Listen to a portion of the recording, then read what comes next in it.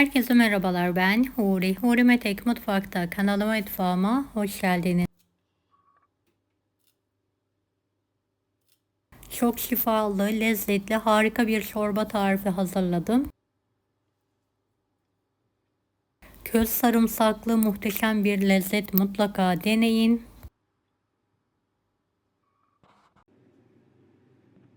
Evet, tarifime hiç bekletmeden hemen başlıyorum.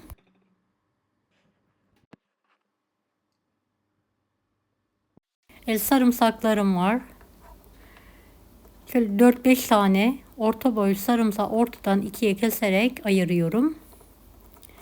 Ben yıkadım, dış kabuklarını da hafif bir şekilde soydum. Soymanıza gerek yok. Soyduğum için biraz taneleri dağıldı, gördüğünüz gibi. 3-4 tane sarımsağı da diş haline getirdim. Kabuklarını soyarak hazırlıyorum.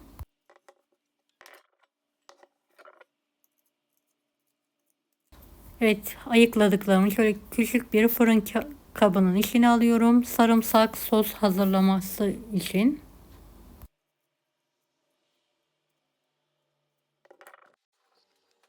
Sarımsaklarımın hepsini soydum. Üzerine hafif bir şekilde geçecek kadar zeytinyağı ekliyorum. Biraz kekik, biraz tuz. Evet, pişirme aparatının içine alıyorum. İkinci rafa da közleyeceğim sarımsakları diziyorum.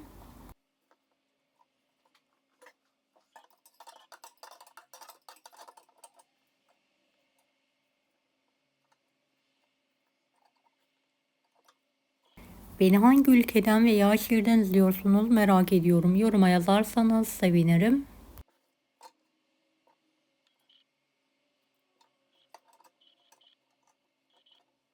Sebze ayarında 160 derecede 30 dakika sarımsaklarımı közlemeye bırakıyorum. Bir adet orta boy kuru soğanım var. Şöyle minik ince doğrayarak hazırlıyorum.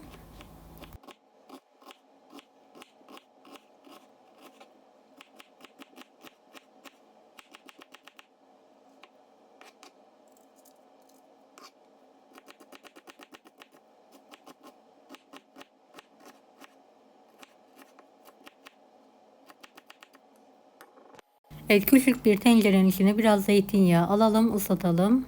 Doğradığımız sarımsakları ekleyelim. Sarımsağın kokusu çıkana kadar kavurmaya bırakalım.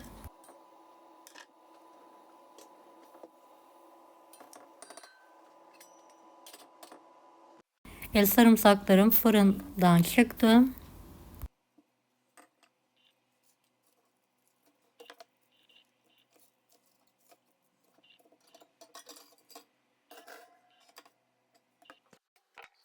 Evet, tane diş olanları, kızaranları bir tabağa aldım. Üzeri için dekor olarak kullanacağım. Diğerlerini de böyle tek tek elimle ayırıyorum.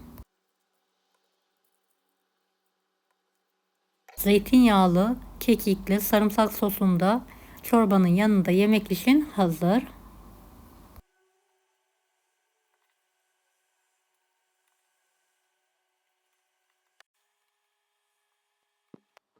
Sarımsakların hepsini ayıkladım.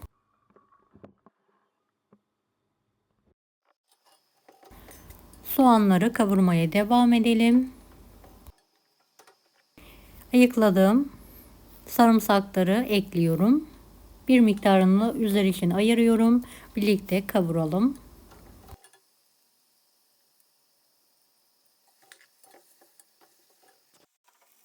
Büyük bir kaşık tepeleme un ilave edelim. Kokusu çıkana kadar kavuralım. Bir yandan da et suyum var, ısıtıyorum. Evet, unu açmak için şöyle yarım litre soğuk su ilavesi yapıyorum. Hızlıca karıştırıyorum.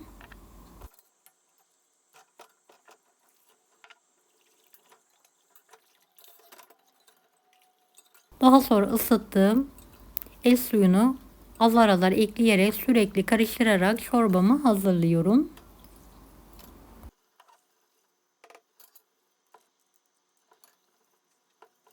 Evet, çorbamı sürekli karıştırarak kıvam alana kadar pişiriyorum. Yanında kıtır ekmek için 2 dilim bayat ekmeğim var. Küp halinde doğruyorum. 160 derecede ekmeklerim kuruyana kadar kurutuyorum.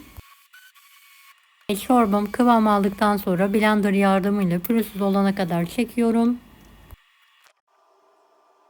Kaynayan çorbaya şöyle 2,5 tatlı kaşığı kadar tuz ilavesi yapıyorum. Üzerindeki oluşan köpüğü atabilirsiniz. Toplamda 5 yemek kaşığı dolusu elma sirkesi kullandım. Biraz kekik ekleyebilirsiniz. Sirkeyi damak tadınıza göre ayarlayabilirsiniz.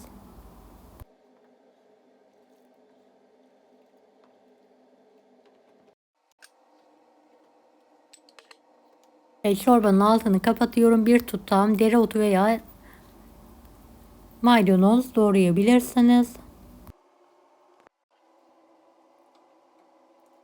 Tekrardan karıştırıyorum.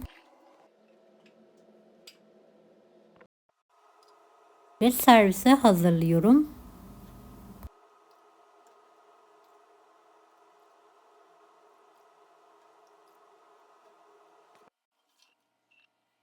Üzerine kıtır ekmeklerden ekliyorum. Kızarmış sarımsaklardan.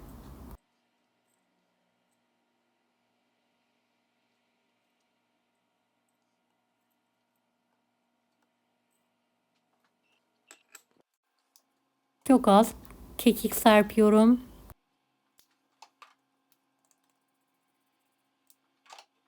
Biraz da dereotu doğruyorum. Evet, çok şifalı, çok lezzetli, mutlaka deneyin.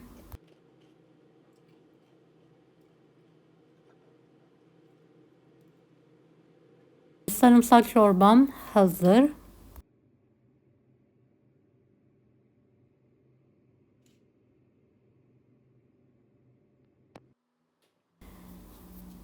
Evet, şöyle sizlere yakından göstermek istiyorum.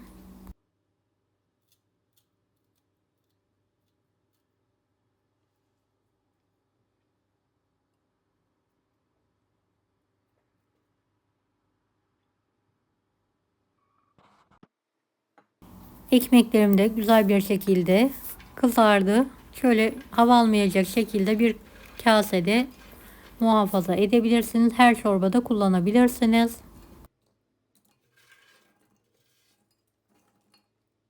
Deneyecek olan herkese şimdiden kolaylıklar dilerim. Allah'a emanet olun. Hoşça kalın. Sarımsak sos da harika oldu. Özellikle kıtır ekmekle tüketebilirsiniz.